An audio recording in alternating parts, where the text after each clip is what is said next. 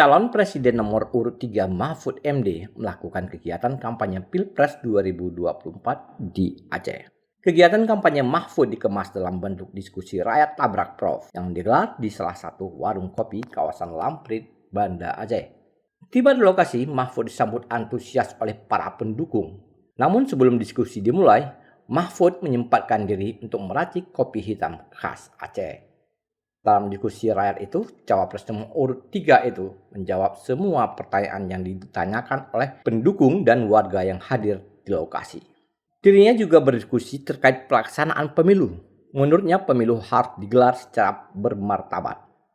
Dalam kesempatan tersebut, Mahfud MD yang juga selaku Menko Polhukam juga menerangkan perihal pengunduran dirinya dari jabatan yang diberikan oleh Presiden Republik Indonesia Joko Widodo.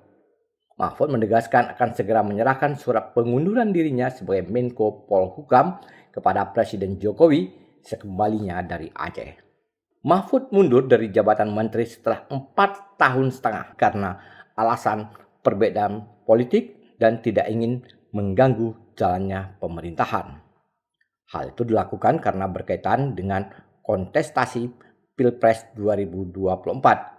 Yang mana Mahfud MD merupakan calon wakil presiden nomor urut 3 mendampingi calon presiden Ganjar Pranowo. Sepulang dari Aceh besok sore. Nah, ini resminya ya. Jadi saya sampai sore ini karena saya tadi baru menyampaikan surat. Nanti itu akan disampaikan ke presiden surat saya.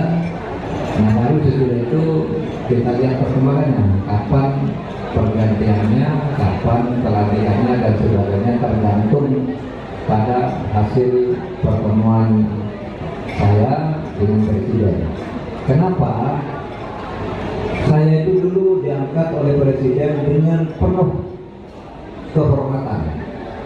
Presiden memanggil saya dan mempercayakan untuk mengurus Polhukam. Saya juga sangat menghormati beliau sehingga saya menerima tugas itu. Nah, sekarang sesudah 4,5 tahun saya merasa karena saya punya pilihan politik sendiri di dalam pemilu, maka saya merasa harus ke pinggir dulu agar tidak mengganggu jalannya pemerintahan dan agar saya tidak terganggu juga oleh kebijakan pemerintahan, kan itu.